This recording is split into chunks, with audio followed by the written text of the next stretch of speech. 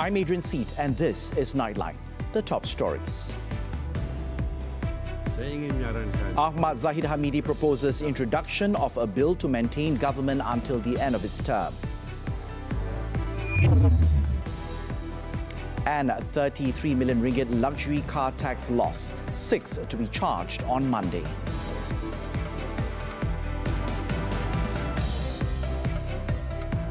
Thanks for joining us. Dato Sri Ahmad Zahid Hamidi has proposed the introduction of a bill in Parliament aimed at maintaining a particular government until the end of its term. The Deputy Prime Minister emphasised that this would prevent the recurrence of instances where the Prime Minister was changed 3 times during the 14th Parliament term.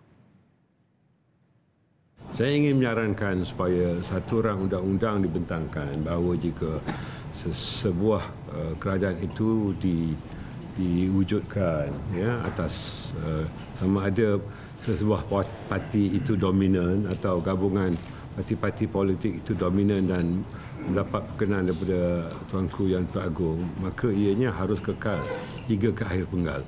Zahid said that if this bill is not tabled, there will be a recurrence of previous incidents that would be detrimental to the country and its people as a whole. The UMNO president also commented on the recent Dubai move allegedly to topple the unity government led by Prime Minister Datuk Sri Anwar Ibrahim. He said the current government must also continue to be upheld because there is political stability under this administration that was formed with the consent of the Yang di-Pertuan Agong Al-Sultan Abdullah Riyatuddin Al-Mustafa Billah Shah after the 15th general election. Meanwhile, Parti Amanah Negara's Women's Wing, AWAN, has proposed that the government considers establishing a fixed parliamentary term to ensure political stability and to ward off any attempt to topple a federal government. Its chief, Dato Aiman Athira Sabu, said such an act would ensure that the government of the day, formed after the general election, can work effectively until the end of its term. Aiman Athira said despite the existence of the anti-hopping law to prevent members of parliament from switching parties that could impact the government's position, the opposition continues to employ various methods to seize power. The latest being claims about the existence of 120 statutory declarations, or SDs, aimed at toppling the government led by Prime Minister Datuk Sri Anwar Ibrahim. Saya mencadangkan supaya kerajaan mengkaji, mungkin Datuk Seri Azalina boleh membawa benda tu kan, supaya benda tu akan memberikan lebih ketenangan, keamanan, ketenteraman, kestabilan kepada politik negara kita. Yes, tak boleh. Dan sekarang ni sebenarnya kita dah ada lompat parti, anti lompat parti. That's why dia tidak boleh lagi bertukar kerajaan menggunakan SD. Dia kena en bloc. Tetapi sebab saya percaya mereka sebenarnya bukan tak tahu, tapi cuba nasib. Aiman Athira, who is also the Deputy Local Government Development Minister, said this during a media conference after chairing the Wing's meeting at Wisma Amanah Negara on Saturday. She also expressed confidence that if another vote of confidence is held, Anwar will still receive the majority support of the MPs. 6 individuals associated with a syndicate allegedly involved in fraudulently reducing duties on luxury cars, leading to a substantial loss of over 33 million ringgit in taxes, will face more than 21 charges in the Alustar Sessions Court in Kedah on Monday and Tuesday. Now, the suspects, identified as operators or runners of a luxury car warehouse in Langkawi, were arrested by the Malaysian Anti-Corruption Commission, MACC, in a special operation in July 2023. According to a source, the operation was initiated following reports of customs duty under collection from 2012 to 2021, as highlighted in the Auditor General's Report 2022. The syndicate collaborated with luxury car owners to obtain unwarranted exemptions and duty reductions using false names in car registrations. MACC's investigations also revealed corruption at the duty-free centre and identified 100 luxury cars suspected of evading customs duty. The first phase of the operation led to the recovery of 9 luxury cars valued at over 12 million ringgit. MACC Special Operations Division Senior Director Dato Azmi Kamarul Zaman confirmed that all suspects would face charges under the Penal Code for fraudulent or dishonest use of genuine documents. The Anti-Graft Agency is also investigating vehicle owners under the Anti-Money Laundering, Anti-Terrorist Financing and Proceeds of Unlawful Activities Act for possessing and disposing of the proceeds of this serious criminal activity. The man detained in Shah Alam on Friday for suspected arson at the residence of Beruas Member of Parliament Dato' Ngeh Koo Ham is not a member of any political party.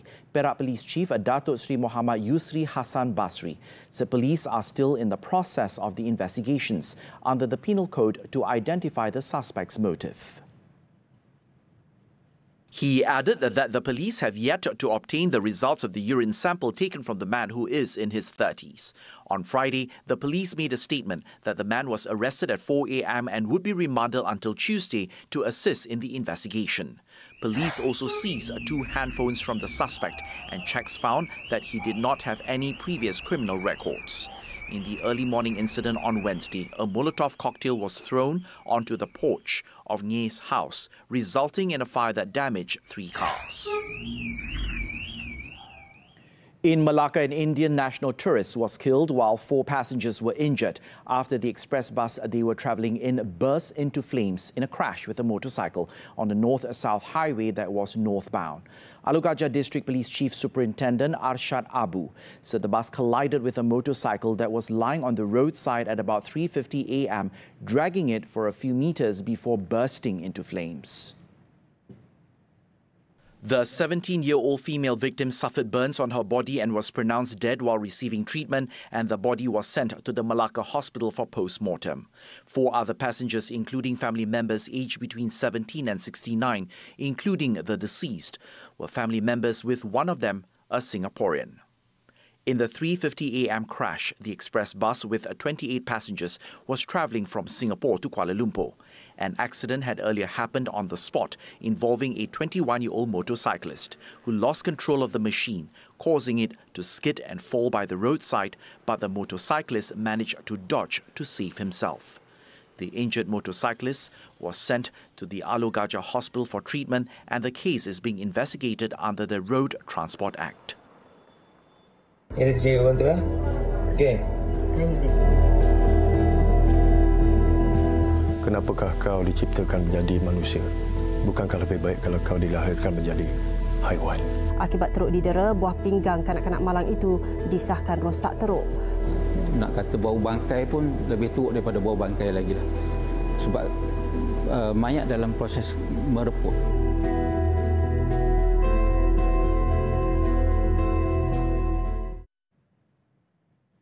The Kuala Lumpur-Singapore High-Speed Rail HSR project remains unaffected, even though Japanese firms have withdrawn their involvement from the construction of the project. Now, according to the Transport Minister Anthony Loke, Japanese companies are free to decide whether to participate in the project or not, as it is still at the Request for Information or RFI stage. He stated that the RFI process will conclude this Monday, and the decisions of companies expressing interests in the HSR will be known thereafter before moving on to the Request for Proposal RFP stage. Now, on Friday, Prime Minister Dato' Sri Anwar Ibrahim announced that the government would evaluate the impact of the withdrawal of Japanese firms from the Kuala Lumpur-Singapore HSR project. According to a Kyodo News report, the Japanese firms have decided to drop their plans to get involved in a high-speed rail project, as sources said it will be too risky without the Malaysian government's financial support. The government has approved an additional allocation of 1 billion ringgit to benefit 15,000 villages across the country. Deputy Prime Minister Dato' Sri Ahmad Zahid Hamidi said that each village will receive an allocation ranging from 50,000 to 100,000 ringgit for the implementation of the economic workshop. Perdana Menteri telah mengarahkan kami untuk membuat program ekonomi ini, peruntukan akan berikan antara RM50,000 hingga RM100,000 setiap kampung, ya, dan kami sedang melakukan pencernaan pelaksanaan supaya ia tidak berlaku pertindihan dengan agensi-agensi lain. Zahid, who is also the Rural and Regional Development Minister, said the workshop, amongst others, decided that every cross-agency entrepreneurship program will be coordinated to avoid duplication. He also added that focus will be given to assist the village entrepreneurs under the PICO category to increase their individual sales revenue. PICO entrepreneurs are those who generate sales revenue below 60,000 ringgit per year, while nano entrepreneurs are between 60,000 ringgit and 150,000 ringgit, and micro 150,000 ringgit and 300,000 ringgit. The global automotive industry has seen a rapid growth in recent times, with the increasing popularity of electric vehicles amongst consumers. Keeping up with the competition, local company Gurun Vehicle Technology Sdn Bhd GVT aims to sell 150 units of energy-efficient buses and electric vehicles, or EVs, this year. Having been in the automotive industry since 2016, GVT signed an agreement with a Chinese commercial vehicle manufacturer, Yutong Bus Company Limited, to develop completely knocked-down CKD assembly for the introduction of base EV and EV. Okay, after signing of the ceremony, we will start establish our operation by construction of new energy vehicle factory at Chembong, Seremban, Negeri Sembilan. This is a joint venture factory between Care Plus Group and also Go Auto Group of companies in order to produce massive vehicles for new energy vehicles. Additionally, the strategic collaboration with Yutong Bus Company Limited also aligns with the company's efforts to empower green technology while benefiting local consumers through the transformation of transportation systems. In addition to buses, GVT also installs and supplies electric and diesel vans. Amongst GVT's esteemed clients are Tenaga Nasional Berhad TNB, Gentari, Prasarana, University Malaysia Pahang, and the Royal Malaysia Police. We can help and become a game changer to change the whole landscape of vehicles from fossil engine to electric vehicle.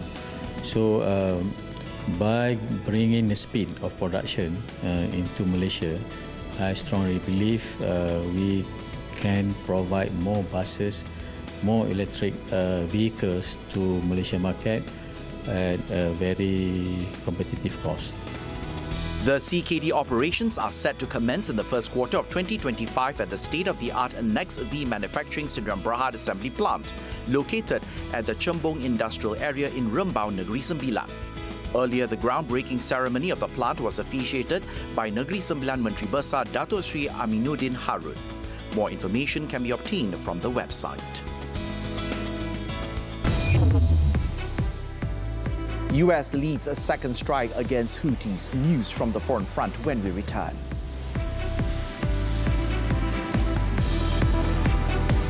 Alif Sata. Ada twist dia kat ujung nanti kan. Menyeramkan. Yes, dia memang seram. Saya banyak kali ambil yang bekas popcorn tu tutup mata. Mengerikan sangat-sangat. Jump scare all the time. Sentuhan ni masih ada, berbisa lagi. Saya bagi 10++. 10, no, 110. Memang sangat-sangat best, tak ada bosan langsung. Kalau 10, saya bagi dia 7.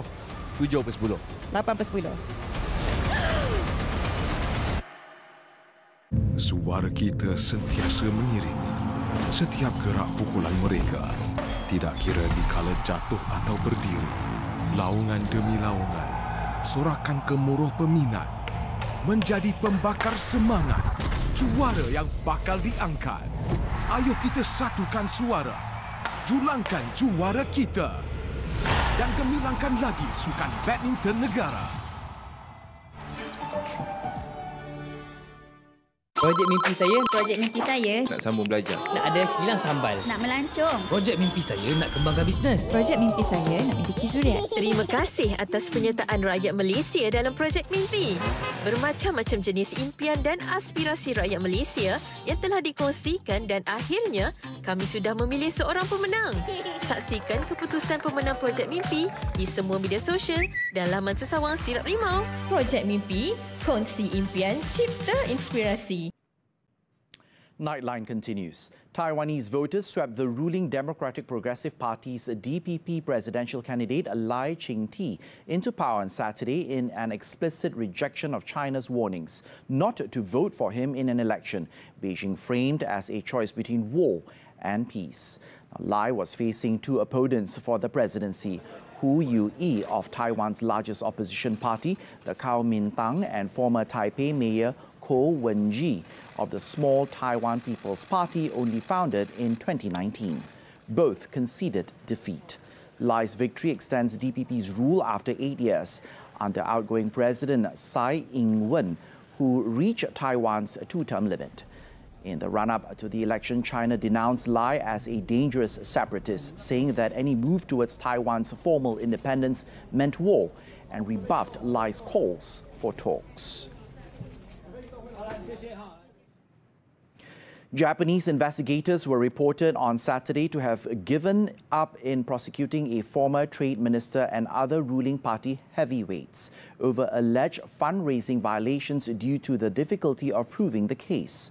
Now, according to local media, Tokyo public prosecutors are giving up building criminal cases against recent Secretary Generals of the Liberal Democratic Party's biggest Abe faction, including former Trade Minister Yasutoshi Nishimura and former Chief Cabinet Secretary Hirokazu Matsuno. Investigators have interviewed Nishimura, Matsuno and two other faction bigwigs who denied any collusion in raising funds and distributing them to faction members without required disclosures. Prosecutors were also planning to place accountants of two major factions, previously led by former Japanese Prime Minister Shinzo Abe and former LDP Secretary General Toshihiro Nikai, under house arrest.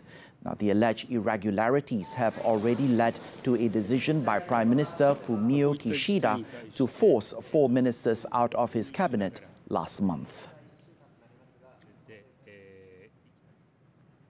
The United States launched new strikes against the Houthi rebels in Yemen for a second straight day after the Iran-aligned group warned it would retaliate for a series of attacks on its facilities. The U.S. military's Central Command on Saturday said the Tomahawk missiles were fired from the U.S. Navy's USS Carney at a Houthi radar site. It described the attack as a follow-on action after the US and the United Kingdom launched a barrage of attacks by land and sea, targeting Houthi military sites across Yemen to stop the group from attacking merchant and military vessels in the Red Sea. Meanwhile, US President Joe Biden on Friday also warned that he would order more strikes, saying that there will be a definite response if the Houthis continue the outrageous behavior. The Houthis, however, say their campaign is part of their support for Palestinians under siege and bombardment by the Zionist regime in Gaza over the past 3 months.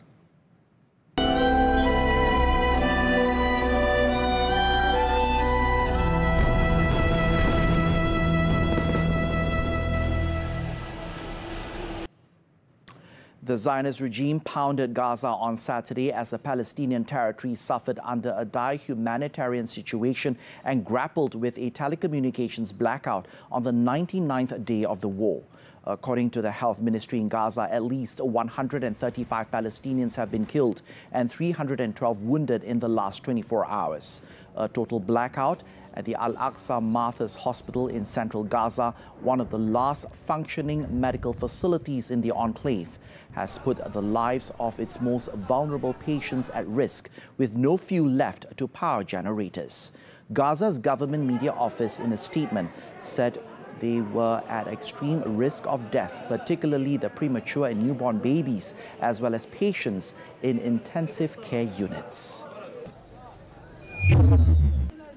In the meantime, Palestinians in Gaza buried 10 people, including several children, on Saturday after an overnight Zionist strike on a house in Rafah killed 14 Palestinians.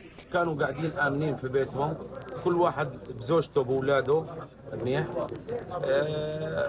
كل الأخوة يعني كليتهم قاعدين بتعشوا، والدليل ماتوا وهم قاعدين بتعشوا. الطفلة هذه ماتت وهي جوعانة، كانت بتاكل خبزة حاف، هيها خبزة حاف وين محكمة الجنايات الدولية تتفرج أطفال غزة كيف بتموت قاعدة وهي جوعانة، بتموت في ذا الخبز. وين المسلمين؟ كله كذب في كذب، كله كذب في كذب، ولا سنتي آمن والضرب. هايكم شايفين النتيجة تاعتهم، هاي نتيجة المناطق الآمنة. أنا بناشد كل واحد يضل في بيته وما يطلعش من إخواننا، فيش منطقة آمنة، مش لازم نرحل من دورنا ولا بطريقة بنطلع. At least 23,843 people have been killed and more than 60,317 wounded in Zionist attacks on Gaza since October 7th.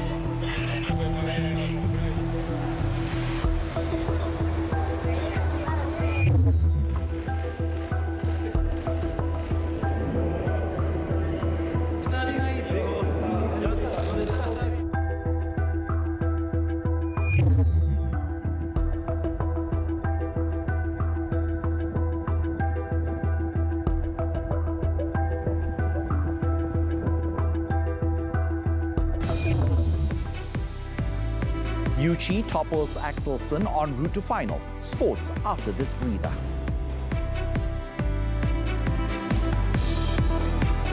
Projek mimpi saya. Projek mimpi saya. Nak sambung belajar. Nak ada kilang sambal. Nak melancong. Projek mimpi saya nak kembangkan bisnes. Projek mimpi saya nak miliki surat. Terima kasih atas penyertaan rakyat Malaysia dalam projek mimpi. Bermacam-macam jenis impian dan aspirasi rakyat Malaysia yang telah dikongsikan dan akhirnya kami sudah memilih seorang pemenang. Saksikan keputusan pemenang projek mimpi di semua media sosial dan laman sesawang Sirap Rimau. Projek mimpi, kongsi impian, cipta inspirasi. Dia masa dulu dia perah susu masam dibubuh dalam pasu, dia panggil dadih. Lepas tu sekarang ni dia panggil susu masam. Orang KL panggil yogurt dalam buluh. Dia masin, dia pedas, dia lacakkan liur orang tua-tua. Zaman 80-an dulu, kayu getah ni tak ada nilai. Jadi diorang lebih pada buat kayu api. Jenis-jenis kayu yang kita pakai di sini, kayu getah nombor 1 lah. Dia kualiti dia lebih baik pada kayu yang lain. Sebatang pokok tu semua kita gunakanlah. Stream sekarang melalui Tonton. Pembunuhan yang paling kejam yang pernah berlaku di negara ini lah. Dia diseksa. Itu yang saya tak boleh nak lupa. Keadaan masa tu nampak kelang kabut sikit. Memang sedih. Kes itu menggemparkan negara. Ada sesuatu yang sedang berlaku di sanalah. Kita nak cari kebenaran. Menyoroti kes-kes yang pernah menggemparkan dunia dan Malaysia, segalanya akan dirungkai dalam Fail Mahkamah setiap Rabu 9 malam. Terbaharu di TV3 dan stream sekarang ditonton. On to sports, badminton, the 2024 Malaysia Open. China's Shi Yuqi put up a brilliant performance to end world number 1 Victor Axelsen's domination in the men's singles event on Saturday. Yuqi ended Axelsen's reign as defending champion when he carved out a 21-12, 19-21, 21-17 win in a 71-minute slugfest. The 27-year-old will now try to deny another Dane, Anders Antonsen, from making it 3 straight men's singles titles for Denmark when he takes on the former European champion in the final.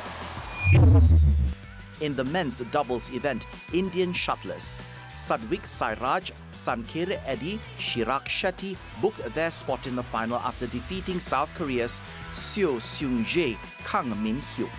The world number 2 pair staged an impressive comeback to register a 21-18, 22-20 win over the South Koreans in the semi-finals. The duo will face Liang Wei-king, Wang Chang of China next. Earlier, world number 2 mixed doubles pair Yuta Watanabe Arisa Higashino of Japan had to toil for a 21-15, 12-21, 21-15 win over China's Jiang Shenbang, Wei Yaxin in the semi-finals. Second seeds, Watanabe Higashino will play South Korea's Kim Won-ho Jeong Na-eun in Sunday's final. We continue with tennis. The Adelaide International. Jiri Leeka fought back from a set down to beat Jack Draper and claim his maiden ATP Tour title on Saturday. Losing the first set 4-6, 7th seed, Leeka dialed in to clinch a tight second set before taking control early in the decider to complete the game with a 6-4, 6-3 victory in 2 hours and 8 minutes. The victory gives Leeka his first ATP Tour crown on the eve of the 2024 Australian Open. In the women's category, Yelena Ostapenko captured her 7th career title after defeating number 15 Daria Kasatkina 6-3, 6-2 in 1 hour and 16 minutes. The title is Ostapenko's 4th hard-court singles title and first since winning in the 2022 Dubai Championships. Turning to football, the German Bundesliga. Bayern Munich paid a tribute to football great Franz Beckenbauer ahead of its 3-0 win over Hoffenheim. After a minute's silence for Beckenbauer, the hosts broke the deadlock 18 minutes into the game when Jamal Musiala threaded a shot in off the post from a tight angle after a Leroy Sané assist. Hoffenheim came close several times with goalkeeper Manuel Neuer denying them twice in the 63rd and the 64th minute. Musiala, however, settled the hosts' nerves after combining well again with Sané to tap in their second goal in the 70th minute. Kane then finally got his goal, his 22nd in just 16 Bundesliga appearances, converting from inside the box in stoppage time to seal their win. Bavarians are in second place in the standings on 41 points, one behind leaders Bayer Leverkusen.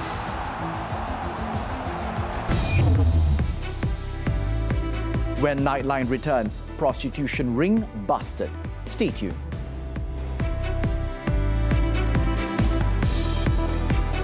It's very scary. Korang kata dia tanya kenapa cerita ni ada banyak plot twist. Sangat menyeramkan. Memang buatkan saya terkejut and kawan-kawan kiri kanan pun terkejut. Filem ni banyak seram. Boleh dikategorikan 2024 paling seram. Amazing. Puas hati, I boleh kasih 10. Jangan lupa saksikan Anak Perjanjian Syaitan 2, 4 Januari. Tak! Aku bukan kau! Kau setan! Saya memang susah untuk dapatkan hari kesuburan saya. Kitaran haid yang tidak teratur. Period saya dalam setahun tu mungkin 6-7 kali ataupun 8 kali je. Berjerawat dan berbulu. Daripada history dia, saya mempunyai jerawat yang banyak. PCOS antara punca masalah kesuburan. Punca PCOS tak ada siapa tahu. Mungkin daripada ovari. Sindrom ovari polisistik atau PCOS. Perbincangannya dalam Hello Doktor, Ahad 5.30 petang di TV3 dan stream juga melalui Tonton. Dia masa dulu dia perah susu masam dibubuh dalam pasu, dia panggil dadeh. Lepas tu sekarang ni dia panggil susu masam. Orang KL panggil yogurt dalam buluh. Dia masin, dia pedas, dia lacakkan liur orang tua-tua. Zaman 80-an dulu, kayu getah ni tak ada nilai. Jadi diorang lebih pada buat kayu api. Jenis-jenis kayu yang kita pakai di sini, kayu getah nombor 1 lah. Dia kualiti dia lebih baik pada kayu yang lain. Sebatang pokok tu semua kita gunakanlah. Stream sekarang melalui Tonton. Welcome back. The Immigration Department has successfully busted a prostitution ring during a special operation in Perak on Friday. The department's Deputy Director General of Operations, Jafri Embo Taha, said 5 locations were raided involving 2 brothels and 3 entertainment centres during the 11 p.m. operation. The operation resulted in the arrest of 141 people, including 117 foreign women and 13 men of various nationalities, aged between 18 and 36, and 1 stateless man. Authorities also arrested 7 local men and 3 local women, aged between 35 and 44, who were believed to be the caretakers of the premises. Also seized were various items, including condoms, sex toys, documents, business records, keys, CCTV equipment, mobile phones, passports, and about 14,155 ringgit in cash. The syndicate at 2 of the premises would promote foreign women on the Telegram and WhatsApp applications.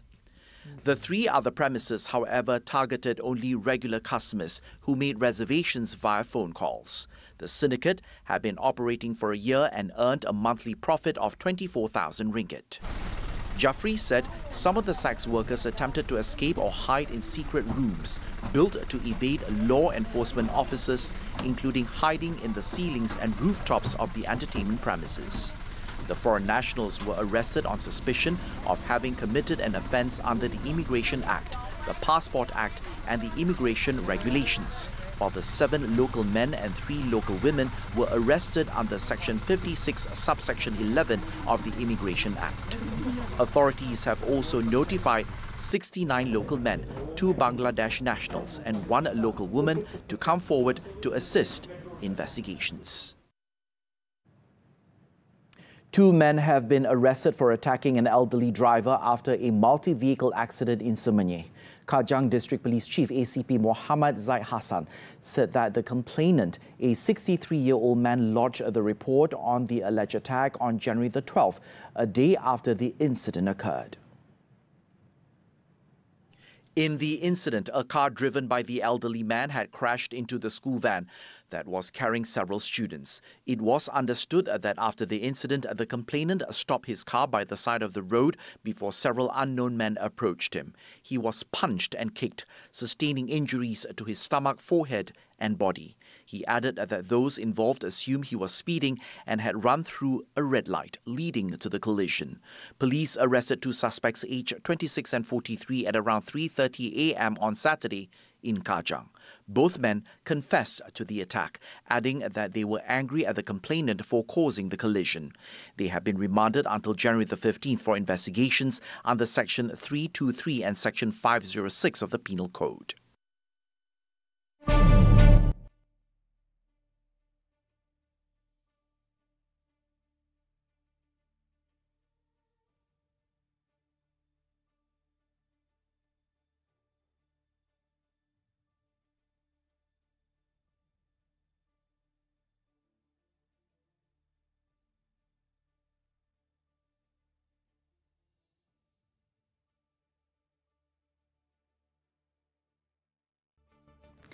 As we wrap up this edition of Nightline, let's take a look as hundreds took to the streets of Australian country town parks on Saturday to parade their classic cars, decorated floats and some on foot, celebrating Elvis Presley's classic film Jailhouse Rock. Now, the parade is the highlight of the 5-day Parks Elvis Festival, held annually to celebrate Presley's birthday on January the 8th. With that, I'm Adrian Seat. Thank you for tuning in and enjoy the weekend.